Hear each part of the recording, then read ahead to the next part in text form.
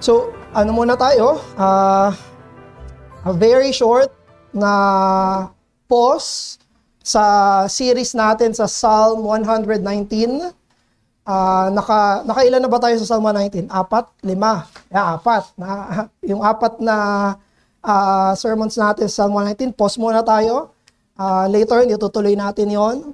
Pero ngayon, ang magiging pangaral natin ay isang isolated sermon regarding our relationships sa Christian life. Alam niyo naman sa church natin dito, marami ng mga changes na nangyari, no? Tayo bilang isang church ay meron tayong mga kapatid mula simula pa. Nung nag-covenant tayo, magkakasama tayo hanggang ngayon. Meron naman ang mga kasama natin na covenant members na na-excommunicate na. At meron din naman na lumipat na sa mga ibang churches. Yung iba, dinagit. No? So, yung iba naman, lumipat ng ibang local church para sa kanilang Christian life. No? So, iba-iba yung reasons. Now, ang gagawin natin dito, makikita natin dito sa 2 Timothy chapter 4, 9 hanggang 22, ay yung buhay ni Apostle Paul. No? Ito ay huling letter ni Apostle Paul bago siya mamatay.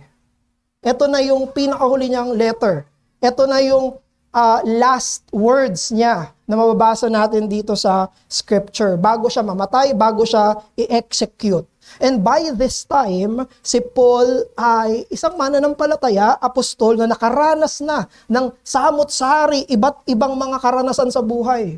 Pero hindi lang siya nakaranas ng iba't ibang karanasan sa buhay. Kung hindi nakasalamuha din siya at nakakilala din siya ng iba't ibang mga tao as he followed the Lord Jesus Christ. No, si Paul nakaranas siya ng success sa ministry, trials sa buhay niya, betrayals, may mga faithful companion siya sa ministry, no, yung mga tao sa buhay niya bilang mananampalataya at bilang apostol, they come and go. No, yung iba nanatili, yung iba hindi niya nakasama niya dati. No, each of them have served their purpose in God's providence para sa buhay ni Apostol Pablo. Yung buhay at ministeryo ni Apostol Pablo ay clearly nagde-demonstrate ng ganitong reality sa Christian life. No? These people, nung sinearch ko ito, yung verse 9 hanggang 22, there are 17 names. 17 na mga pangalan. No, excluded pa dyan si Timothy, yung sinusulatan niya. Tapos merong household pa dito, hindi natin alam sino yon. Tapos sa dulo, may nakalagay pa, and all the brothers. No, hindi natin alam, yung isa-isa yon, no? Pero isipin nyo si Apostle Paul, isang mananampalataya, naging apostol siya, may mga idinugtong yung Panginoon sa buhay niya, sa kanyang buhay mananampalataya. He encountered different kinds of people in his Christian life. No, and that is true for Paul, and that is also true for us bilang individual na mga mananampalataya. Na as we live for the praise of our God, people will come and go in our Christian life for our spiritual good so that we may finish well. Ang mga tao ay darating at aalis sa buhay natin as we live for the praise of God, pero ipinadala yan ng Panginoon, yung iba't ibang relasyon na meron tayo, iba't ibang tao na darating sa buhay natin, aalis sa buhay natin, para iyan sa ating espiritual na kabutihan, para sa kapurihan ng Panginoon, para tayo magtapos ng tama. The Christian life is similarly shaped by the people God places around us. No? Yung mga taong ito, iba't ibang klase ng mga tao, iba't ibang kakilala natin, whether there are people in our Christian life who are encouraging us, and there are people in our Christian life who are challenging us, no? But they all serve for our spiritual growth and the glory of God. So itong magiging sermon natin ngayon ay hindi katulad ng ordinaryong mga sermon natin. Wala tayong 2 points ngayon. Pag-hinig na yung outline natin, meron tayong 12 points. Kasi ang gagawin natin dito sa text natin, iisa-isahin natin yung mga tao dito. Ano yung relasyon nila kay Apostle Pablo? Ano yung relationship nila kay Apostle Paul? These people who have come in his life and have go away from his life, and as we check out yung bawat isa sa kanila, they might represent you. Pwedeng ikaw yon sa buhay ng ibang Kristiyano. Or, these are the types of people you have already have relationship with. No? Ito yung mga uri ng mga tao na ibinigay na ng Panginoon sa'yo. Remember, dulo ng buhay to ni Apostle Paul, naranasan niya na lahat. Pwedeng yung iba dito hindi pa natin nararanasan. Pero kung matagal ka ng mananampalataya, marami ka nang naranasan dito. No, so let's see. Each one of them, there are 12. May 12 tayong titignan mula sa verse 10 hanggang sa dulo nito. Una ay si Timothy, yung kausap mismo ni Apostle Paul. Sabi sa verse 9, do your best to come to me soon. Sinulatan ni Apostle Paul dito ay si Timothy. Sinabi niya, bilisan mo yung pagpunta mo sa akin. Sino ba si Timothy? Siya ay isang disciple ni Apostle Paul. Kailangan ni Apostle Paul itong mananampalataya na to na kailangan niya sa ministry para sa personal encouragement niya. Ganon yung Panginoon. Naglalagay siya ng mga tao sa buhay Kristiyano natin na napaka-essential sa pananampalataya natin. As we serve God and as we live our Christian life, as we go through hardship, merong mga taong ibinigay sa atin na katulad ni Timothy kay Apostle Paul. May Timothy sa buhay mo bilang mananampalataya. Ito yung believer na nag-encourage sa'yo sa faith mo, pinapanalangin ka, sinusuportahan ka sa iyong spiritual growth. Or perhaps, you are a Timothy. Ikaw yung Timoteo sa ibang mga mananampalataya. Ikaw yung nag-i-encourage, nagpapalakas, ikaw yung hinahanap-hanap nila ng kapwa mo mananampalataya. Sana kasama kita. Puntahan mo naman ako. Perhaps ikaw yung Timothy na yon who walks alongside with them in faith and hardship. Pangalawa, Demas. Yan ay nasa verse 10.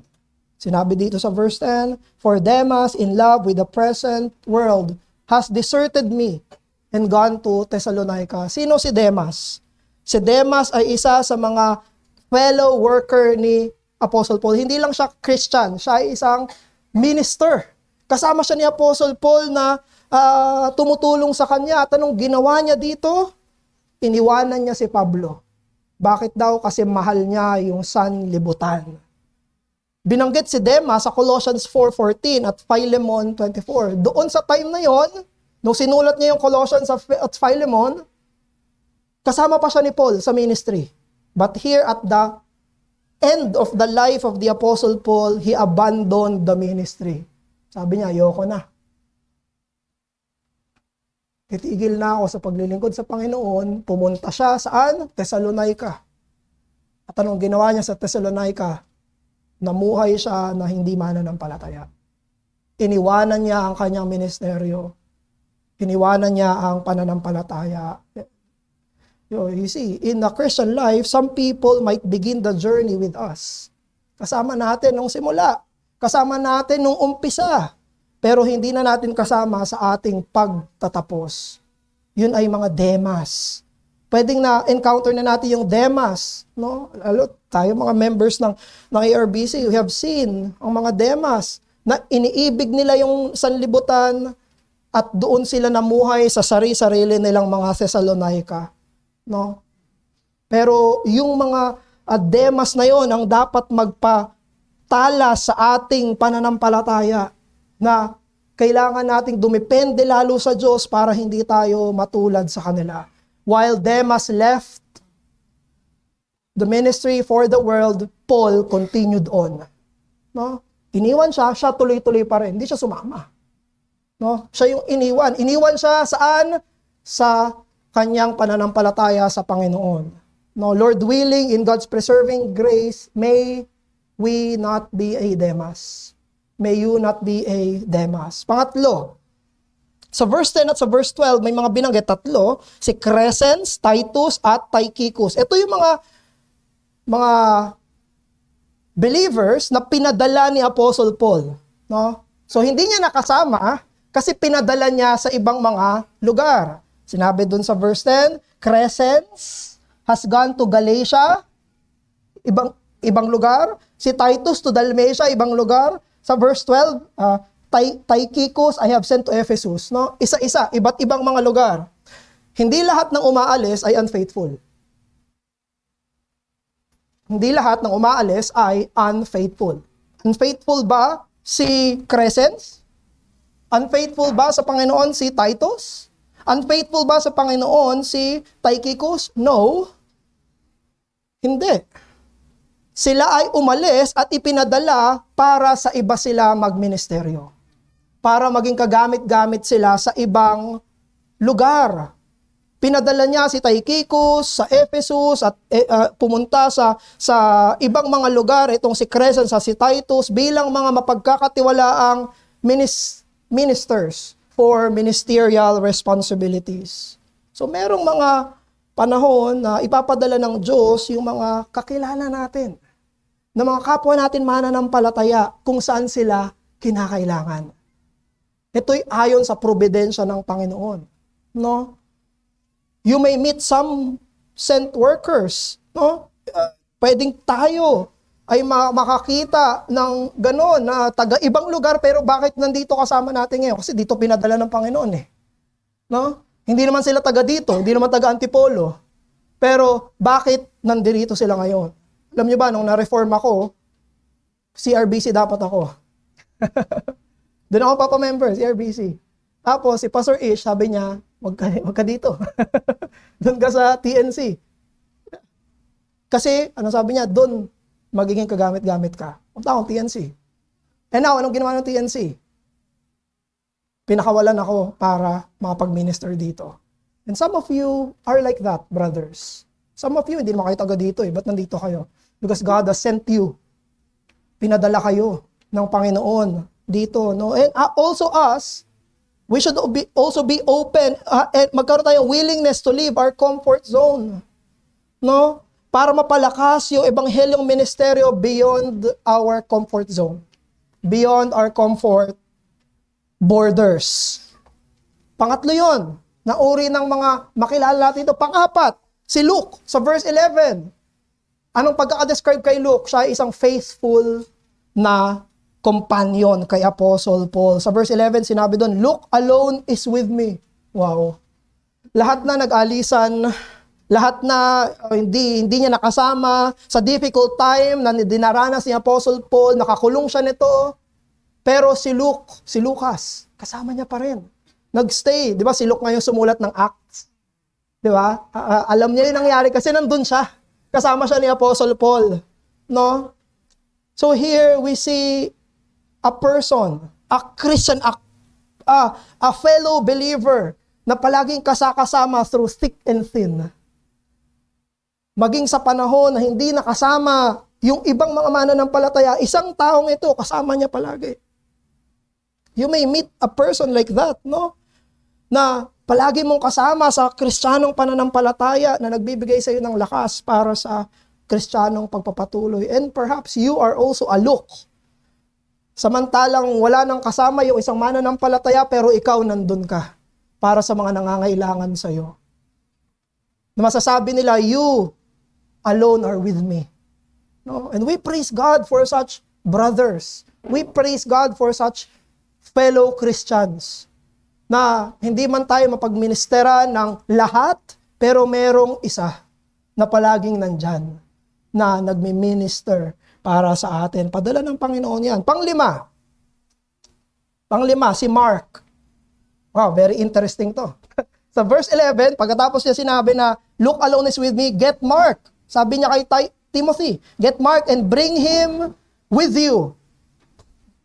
Gusto niya kasama na si Mark sa pagpunta ni Timothy kay Apostle Paul. For he is very useful to me for ministry. Alam nyo ba na si Mark ay tila nag-backslide? Etong si Mark, kasama nila ito sa missionary journeys nila, tapos sa Acts chapter 13, verse 13, iniwan sila bigla. Nahirapan. No? Kasama nila sa pag-minister, tapos bigla silang iniwan. Nahirapan. No? May mga theories na itong si John Mark, siya yung young rich ruler, di ba? Sa Luke. So hindi natin alam, baka hindi niya kaya yung hirap kasi ano siya may kaya siya Tapos pagpasok nga sa ministry, nahirapan, umatras. Alam niyo ba, to the point na nag-away pa si Pablo at si Barnabas dahil dito kay John Mark. Bakit? Bakit sila nag-away? Kasi si Barnabas gusto siya isama. Sabi ni Barnabas, hindi, isama natin, okay na siya. Hindi niya na tayo iiwan sa ministry. Si Paul ayaw maniwala. Yan ay nakalagay sa Acts 15, 37-39. Sabi ni Paul, hindi. Iniwan niya na tayo isang beses, baka iwan tayo ulit. To the point na etong palaging close na si Paul at si Barnabas, nag-separate ways. Bakit? Dahil kay Mark.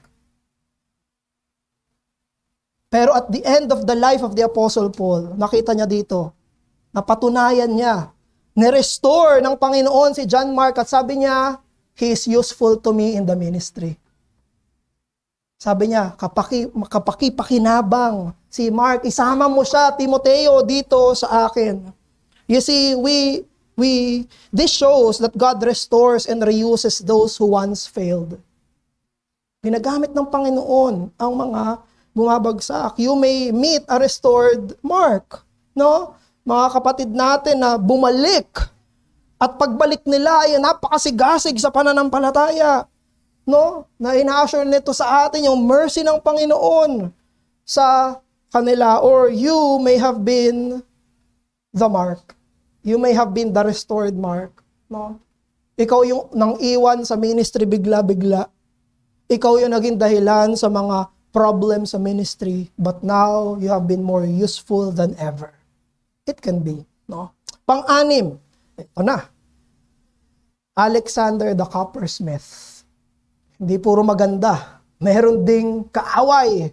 Sa verse 14 at verse 15, dinescribe ni Apostle Paul, nagbigay ng warning si Apostle Paul kay Timothy. Sabi niya, Alexander the Coppersmith, 14, did me great harm. The Lord will repay him according to his deeds. Timothy, beware of him yourself, for he strongly opposed our message. May mga ganitong tao. Si Alexander the Coppersmith, hindi natin alam kung anong ginawa niya kay Paul. Pero he did great harm to the Apostle Paul. Personally, at sa kanyang gospel ministry. Pero nakita niyo, hindi siya ginantihan ni Pablo. Ang sinabi niya, hayaan ng Panginoon ang gumanti sa kanya.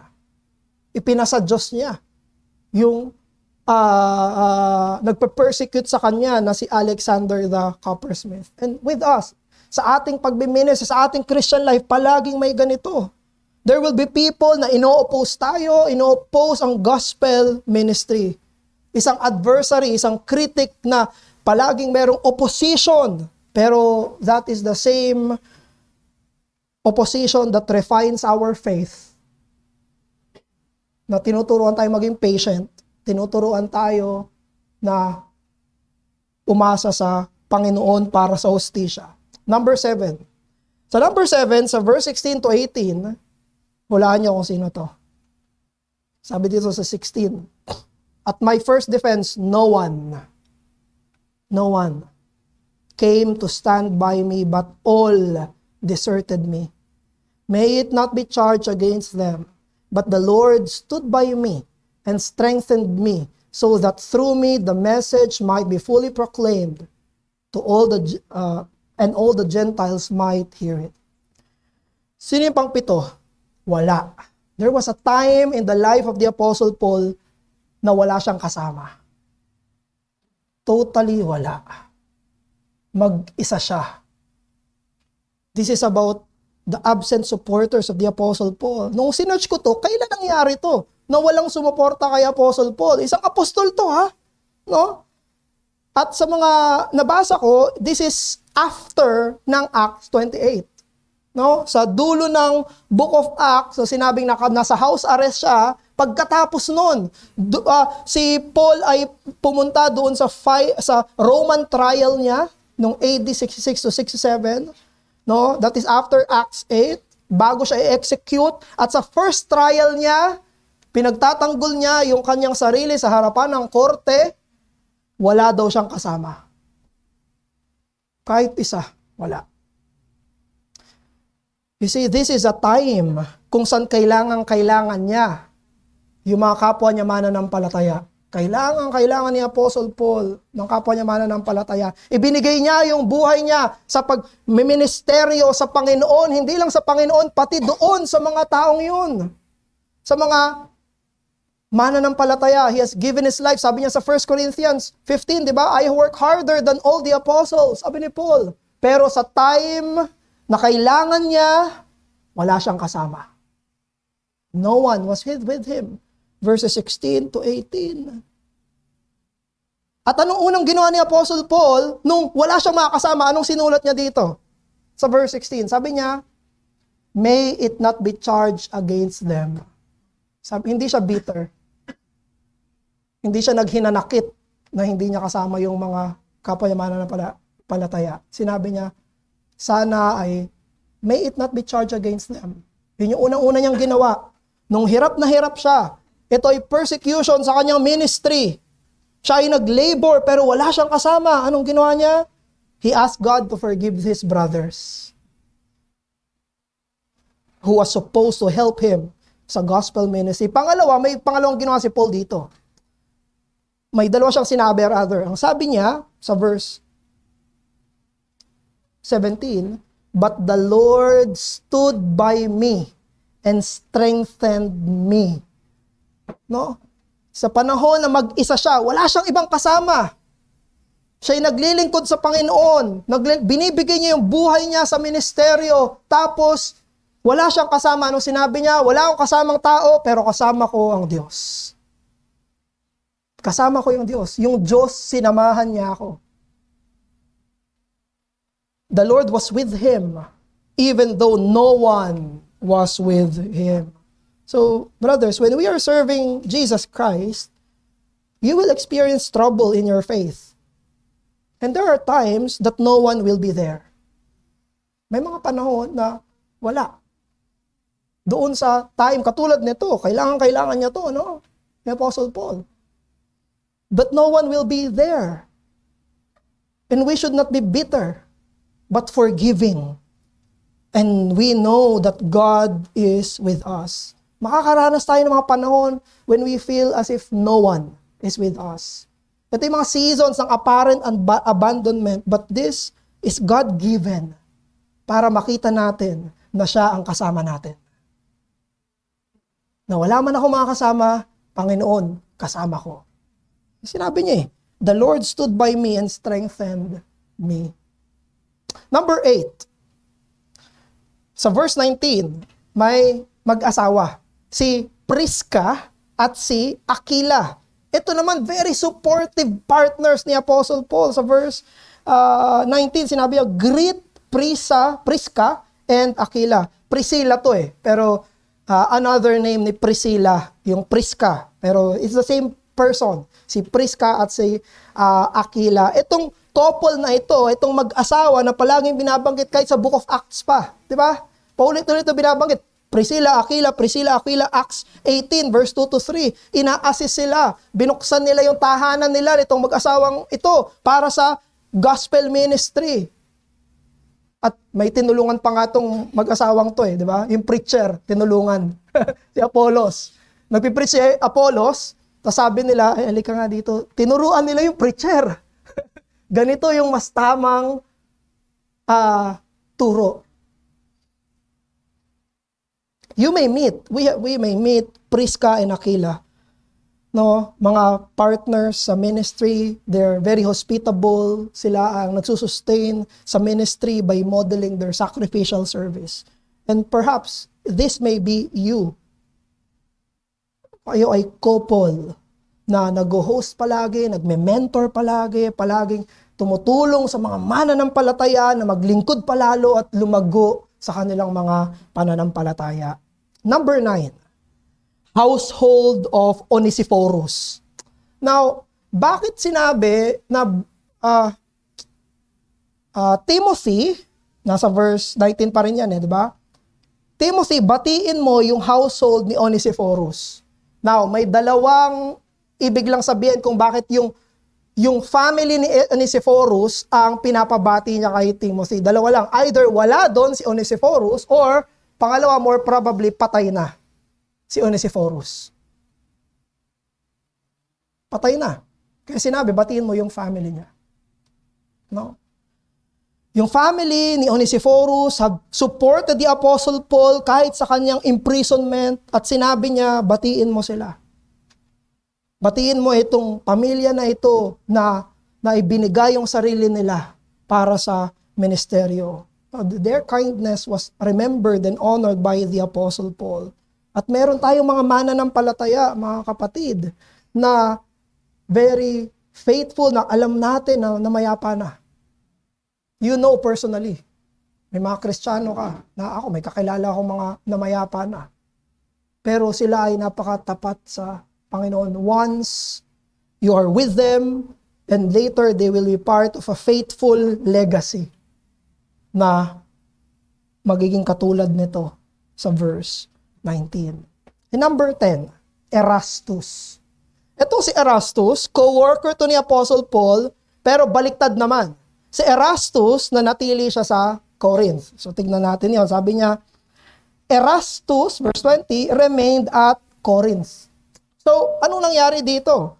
Si Apostle Paul at si Erastus nandun sa Corinth, nagmi-minister. Pagkatapos, nung umalis na si Apostle Paul, si Erastus nagstay. No? Binanggit si Erastus sa Romans 16 verse 23. Siya ay isang treasurer, steward sa kanilang city. No? So maisip natin parang politician itong si Erastus na nagmi-minister doon sa church sa Corinth. No? Pero pansinin niyo, sino yung nang iwan? Sino yung nagstay? Sino yung umalis? Si Paul. Siya naman yung umalis. No? Iniwan niya si Erastus. Para saan? Para siya naman, si Apostle Paul naman, ang mag-continue ng gospel ministry elsewhere. Hindi lahat ng paghihiwalay ay dahil sa conflict. Hindi lahat. Minsan, ang Panginoon ay naglalagay ng mga manggagawa sa ibang mga lugar para sa kanyang purposes. No? You may meet an Erastus and you may have been an Erastus. No? 11, si Trophimus. Verse 20. Second to the last na consideration natin. Trophimus. Verse 20, I left. Sino ulit yun ang iwan? Si Paul naman. Bakit niya iniwan? Si Trophimus. Sabi doon, and I left Trophimus, who was ill, may sakit, at Miletus. No? Si Trophimus ay isang Gentile Christian na galing sa Ephesus.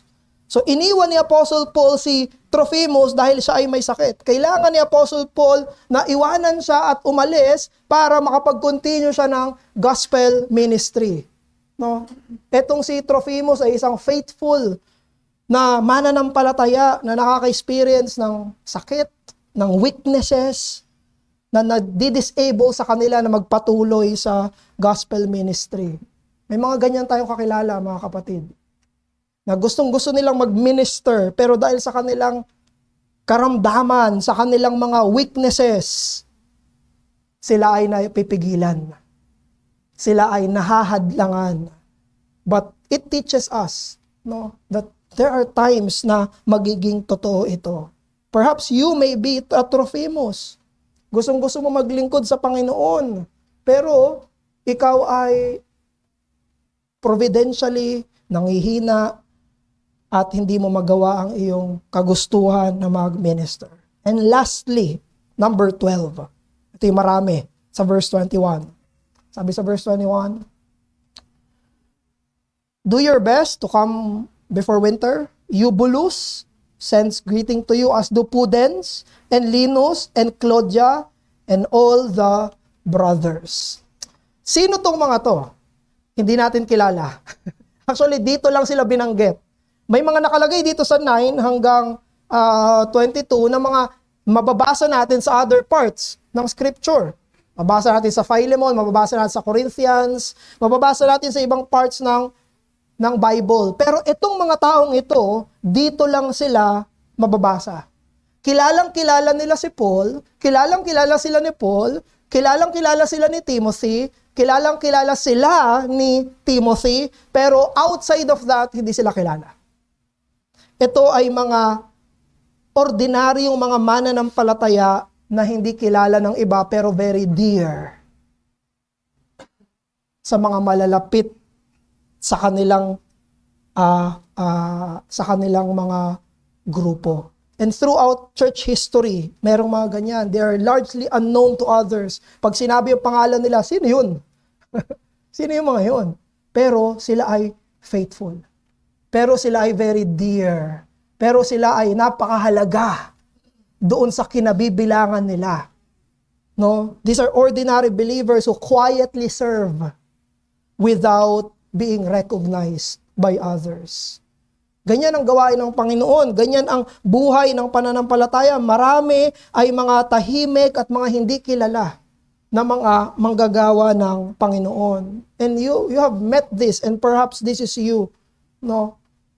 Na pag tinanong ng ibang church, ay, sino yun? Pero alam na, kilalang-kilala natin. Kilalang-kilala natin yung mga mananampalatayang yun. Pwede naman na sa ibang church, hindi natin talaga kilala. Pero doon sa mga church na yon, kilalang-kilala sila. Very, very helpful at very dear sila sa kanila. Now, as we surveyed yung iba't ibang mga tao dito sa buhay ni Apostle Paul, remember, this is just a chunk. Iilan lang to sa mga dumaan sa buhay ni Pablo. Ito lang yung mga naalala niya sa dulo ng buhay niya bago siya mamatay. How many people have God given kay Apostle Paul mula simula hanggang dulo ng buhay niya? We cannot count. Hindi natin alam.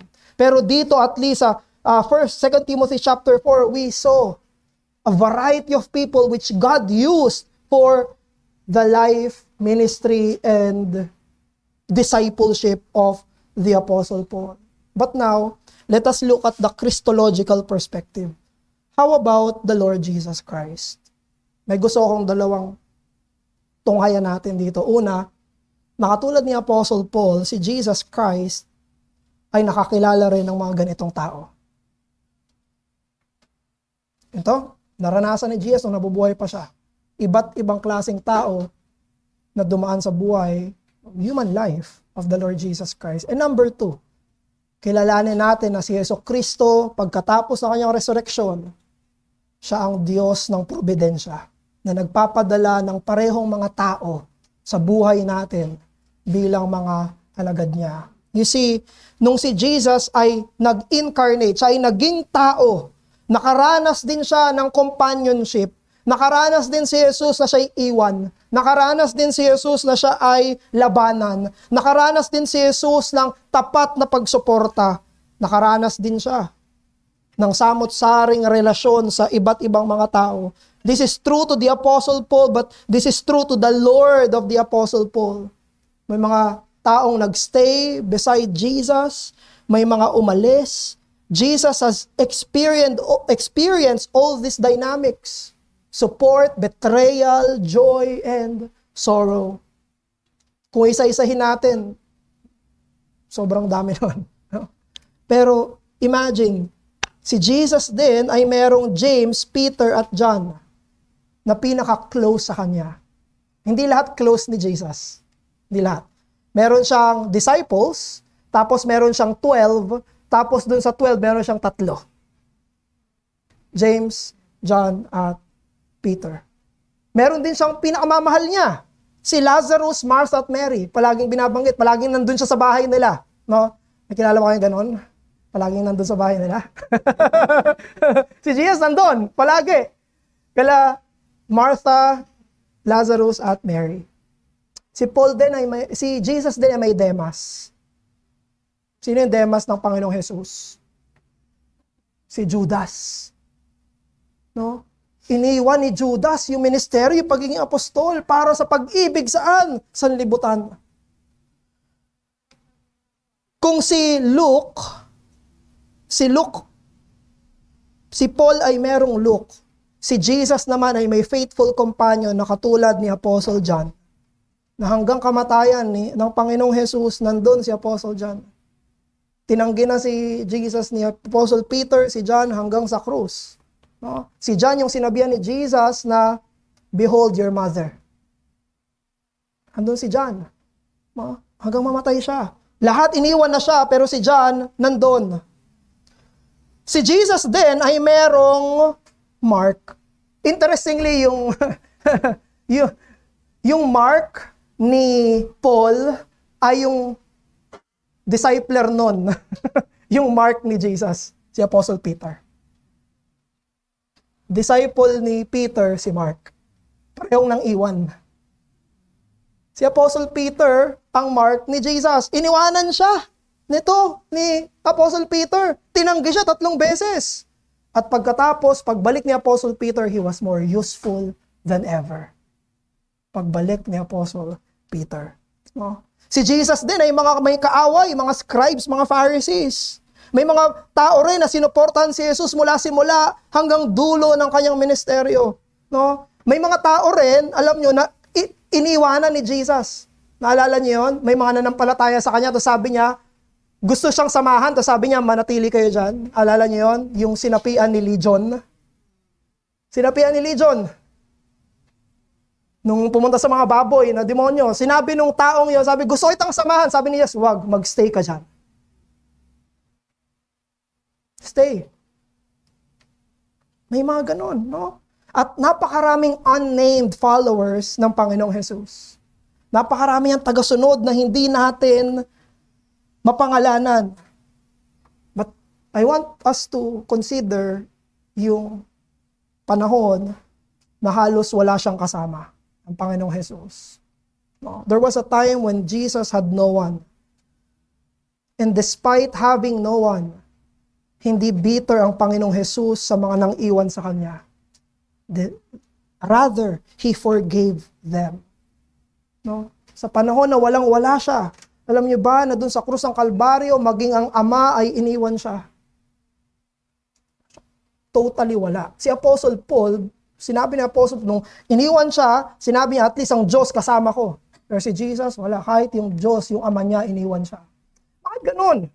Bakit sa panahon na kailangan ni Jesus, yung lahat? Bakit sa panahon na pinaka-lowest na Panginoong Jesus, bakit wala siya kasama? Bakit siya alone? Do you know why? So that when you feel alone, you will not be alone. That's why. So that you, Christian, will be like the Apostle Paul, na pag naranasan mo na parang wala akong kasama, God is with you. Why? Because God has abandoned Christ so that God will not abandon you. Kinuha niya yung para sa atin. Kinuha niya yung worthy para sa atin. Para pag naranasan natin yung katulad ni Apostle Paul dito, parang wala akong kasama. God is with you. Bakit? Yan ay result ng cross. Yan ay resulta ng cross ng Kalbaryo. Si Jesus ay iniwanan sa krus para tayo, kapag feeling natin mag-isa tayo, while we are bearing our own crosses, we will never be alone. Emmanuel, God is with us. And secondly, consider that the Lord Jesus Christ, the risen Lord Jesus Christ is the Lord of providence. May iba't ibang taong nakasalamuha mo sa buhay mo, mananampalataya. Bilang mo ba lahat nung nakilala mo? No. No? May mga kasama mo ngayon, di mo naman kilala dati. Di ba? Meron tayong mga very close natin dati na hindi na natin kakilala ngayon. Napakalayo na. Bakit ganun? Bakit may mga dumadating umaalis sa buhay natin, lalo na sa buhay Kristiyano? Bakit ganun? Para saan yun? Because Jesus Christ, the Lord of Providence, allowed that. Ibinigay niya yung mga karanasan na yan. Hindi isang uri ng mga tao, iba't ibang mga tao. No? Mga faithful, mga talagang kadikit mo, ano man ang mangyari, mga umiwan sa ministeryo, merong mga palaging nagsusuport, merong mga nakaaway dati, bumalik ngayon, merong mga hindi kilala ng iba, pero kilala mo. God gave you all of those relationships, brother. Yang samot-saring relasyon ay niloob ng Diyos sa kanyang probidensya para magtapos ka ng mahusay. For you to finish well. Dulo na to eh. Dulo to ng buhay ni Paul. Pinarana sa kanya ng Diyos lahat, ng Panginoong Jesucristo yung lahat. Therefore, brothers, pagtiwalaan mo si Jesus. Pagtiwalaan mo na siya'y mabuti, mapagbiyaya, at merong kahulugan yung mga taong dinudugtong niya at inaalis niya sa buhay mo. Ginawa ng Panginoong Jesus lahat ng ito para at the end of our life, we can end our life just like Paul ended this letter. So that we can say, the Lord be with your spirit, grace be with you. Na tayo rin ay magtatapos sa ating karera ng merong katapatan. Nalangin tayo, Ama namin, maraming salamat po sa talata na ito, O Diyos. Kinikilala namin na ito ay salita mo, kinikilala namin na totoong nangyari ito kay Paul, kinikilala namin na nangyari ang mga ito kay Hesukristo, at kinikilala namin, Diyos Ama, na pinapahintulutan mo sa iyong dakilang probidensya kami na magkaroon ng ganitong mga samot-saring relasyon. Hindi iisa, kundi marami. Bakit, O Diyos? Dahil binigay mo to para sa aming kabutihan. Binigay mo ito para sa aming pananampalataya. Binigay mo ito para kami ay magtapos ng tama. Maraming salamat po, Diyos. Teach us that relationships are from you and through you and for you. At hiling namin ito sa pangalan ng aming Panginoong Jesus. Amen.